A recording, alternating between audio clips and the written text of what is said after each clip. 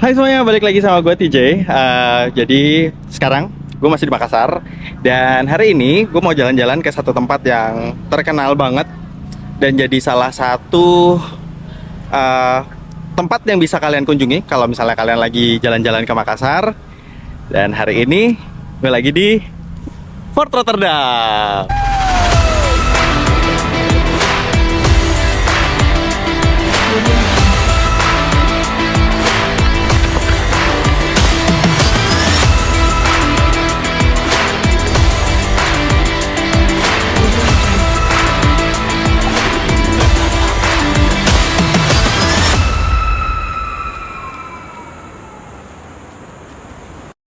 Oke, jadi buat kalian yang mungkin belum pernah kesini pasti juga udah penasaran banget. Jadi yuk kita masuk dan kita lihat kita bisa belajar apa aja dari Fort Rotterdam.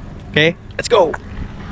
Fort Rotterdam, benteng terkenal di Makassar ini dibangun pada tahun 1545 dengan nama asli Benteng Jung Pandang. Benteng ini adalah lokasi diasingkannya Pangeran Diponegoro beserta keluarganya dari tahun 1833 hingga beliau wafat pada tahun 1855. Yuk kita lihat Gedung N, gedung yang menjadi penjara sang pangeran.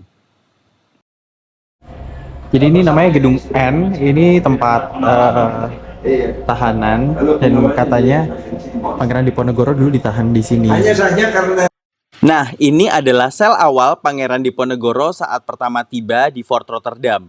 Karena kondisi kesehatan beliau yang terus menurun, kemudian beliau dipindahkan ke Gedung J, gedung yang lebih layak. Sel di Gedung N ini terdapat replika buku harian Pangeran Diponegoro yang ditulis dalam aksara Arab gundul. Dan ada beberapa lukisan ilustrasi kisah Pangeran Diponegoro. Jadi di Gedung N ini tuh ada penjaganya Pangeran Diponegoro pas pertama kali dibawa ke sini. Ini ada pintunya kecil begini, nih. Sekecil ini. Nah, itu orang Belanda itu punya pikiran bahwa kalau misalnya Pangeran Diponegoro itu masuk begini, dia nunduk begini terus masuk, itu tandanya Pangeran Diponegoro menyerah gitu. Tapi kenyataannya beliau tiap masuk dia gini, mundur. Artinya nggak ada nyerah gitu. unit pelayanan terpadu museum. Pak, itu tadi itu di bawah itu ada tangganya tembusnya ke sini juga kah? Tangga yang di dalam itu Iya. tuh baru sebenarnya. Hah? Baru. Oh, jadi berarti. masuknya lewat sini ya? Iya, yang aslinya itu di sini. Oh. Jadi itu masuknya ke sini. Tapi bisa tembus ke sini juga kah? Iya. Tangga tadi. Ya. Hey guys, jadi Fort Rotterdam ini yang awalnya bernama Benteng Jung Pandang itu sebenarnya bentuknya cuma kotak doang. Cuman kemudian pada masa pemerintahan Raja Goa ke-14 beliau itu mengubah desainnya jadi seperti badan penyu gitu. Jadi temboknya di sana itu tuh kepala penyunya, terus ini sekarang lagi di bagian tangan penyu sebelah kirinya gitu, yang punya filosofi bahwa kerajaan Goa itu tuh berjaya di lautan gitu ceritanya. Di atas daun lontar. Makanya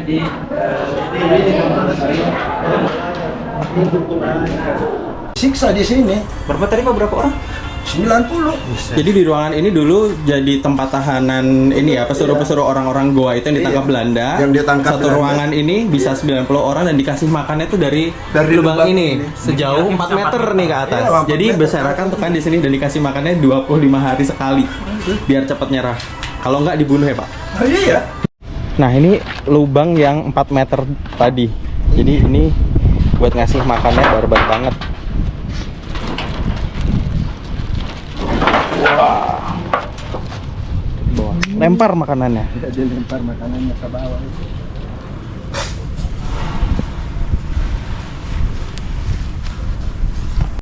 Jadi ini ruangan dulu tempat Pangeran Diponegoro meninggal ya Pak ya? Iya. Itu, dan ini temboknya, terus tegel-tegelnya ini masih asli semua kecuali ini nih, kusen daun pintunya ini udah Pintu, diganti ya. kemudian atap dan sebagainya itu sudah.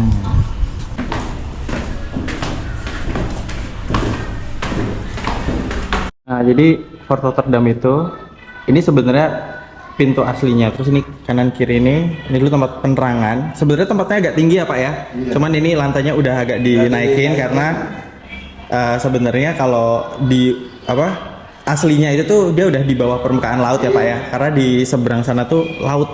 Jadi kalau ini dibiarin asli itu udah ketutup air, jadi dinaikin, makanya ini kelihatan pendek. Tuh, ini pintu aslinya. Nah ini lorong pintu aslinya tuh dibentuknya tuh kayak huruf Z gitu.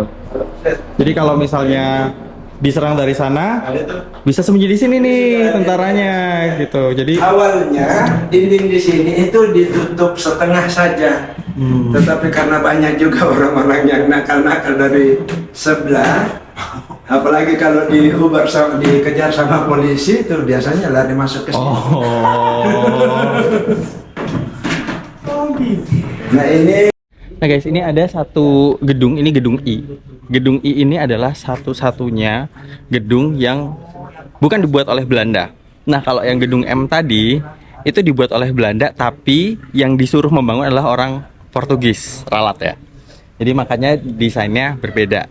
Nah kalau yang ini memang yang ngebangun nggak disuruh sama Belanda, cuman ya emang dibangun sama Jepang gitu. Jadi ini satu-satunya bangunan yang nggak dibuat oleh Belanda, nggak pakai duitnya Belanda. Lainnya, Pak, jadi ini tuh tempat eksekusi ya dulunya ya. Ya, ini namanya Bastion Mandarsyah.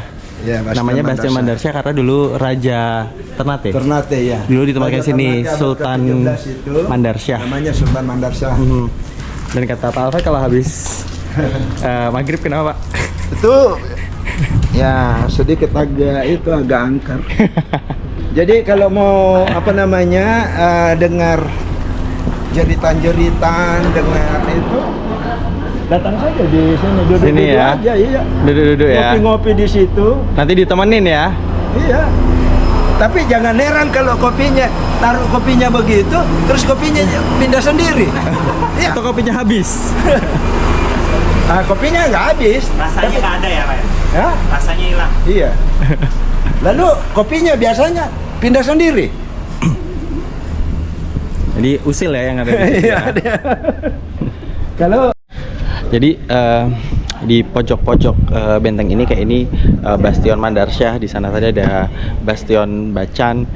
Itu tuh biasanya ditempati oleh tahanan-tahanan yang menurut orang Belanda tuh berbahaya gitu. Nah, kenapa ditaruh di pojok-pojok dan di bagian terluar? Itu supaya kalau misalnya ada serangan dari luar yang maksudnya mau nyerang Belanda, ya yang mati tahanannya gitu. Dan tahanannya itu adalah sebenarnya orang-orang yang membelot kepada Belanda. Jadi orang kita sendiri yang akan mati pertama kalau benteng ini diserang. Tuh. Di dekat Bastion Mandarsyah ini ada bekas rumah sakit Belanda pertama ya Pak ya? Iya. Di Jadi, Makassar. Iya, di Makassar, di dalam benteng ini. Ini unit gawat daruratnya, kemudian bangsalnya ini sana. Kemudian yang gedung yang sana itu tempat dokter dan perawat. Kemudian ini kamar mayat dulunya. Oh, pojok ini. Yang di pojok ini. Kamar mayat dulunya. Berarti ini apa ya? Ya. Di sini kamar mayat. Iya. Di sana tadi tempat eksekusi. Di sini tempat misionari sama pendeta. Iya. Uji nyali ya Pak. Nah, dan ini gedung E. Gedung E ini dulu dipakai untuk kantor perwakilan dagang gitu. Jadi dulu kalau misalnya ada orang-orang dari luar yang mau berdagang di Indonesia ya Pak ya, itu harus punya perwakilan di sini baru dibolehin sama Belanda, dan paling tidak harus bermitra dengan Kesultanan Malaka. Iya. Jadi ini kayak kalau sekarang ini mungkin kayak kantor konsulatnya gitu kan. Konsulat kan ngurusin kebanyakan ekonomi kan. Nah, jadi kayak gitulah. Jadi ini kayak kantor konsulatnya dulu. Tapi nggak boleh berdagang Selain rempah-rempah. Nggak boleh berdagang rempah-rempah. Tidak boleh berdagang rempah-rempah, Di luar yang lainnya rempah-rempah boleh. silakan.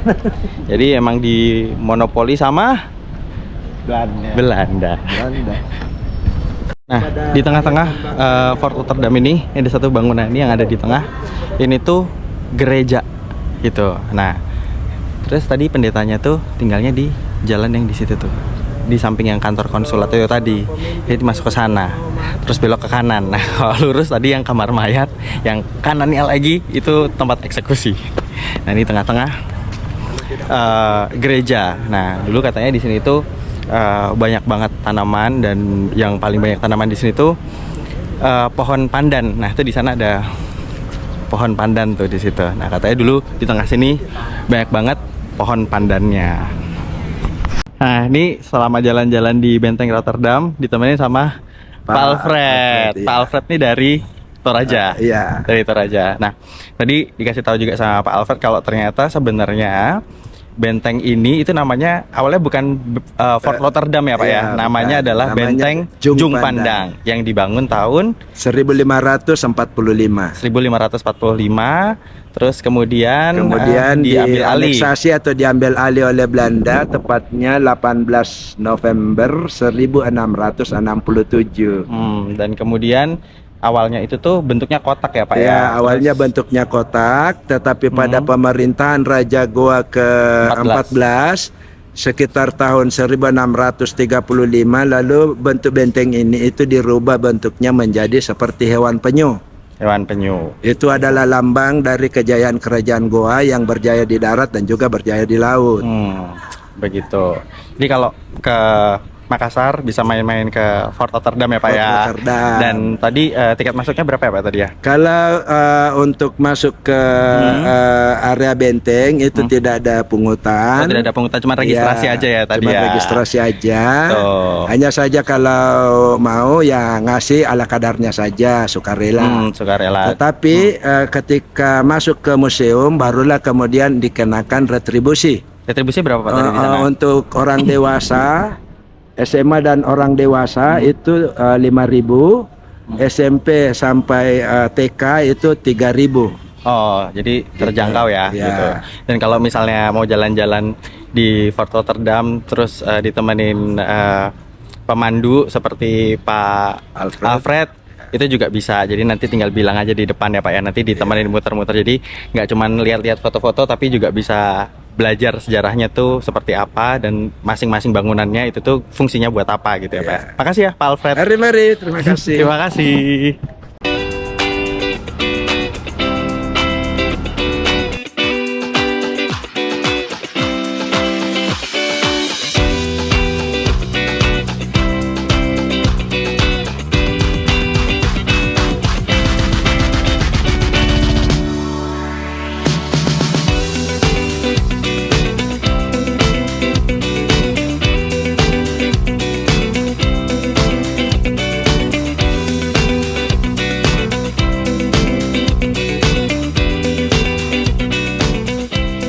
Oke, jadi segitu dulu jalan-jalannya di Fort Rotterdam atau di Benteng Jung Pandang. Semoga kalian bisa belajar banyak. Seperti aku hari ini juga belajar banyak banget dari Pak Alfred dan semua cerita yang ada di sini. Jadi terus ikutin ya. Jangan lupa like, comment, dan subscribe supaya kita bisa jalan-jalan lebih sering. Bye-bye.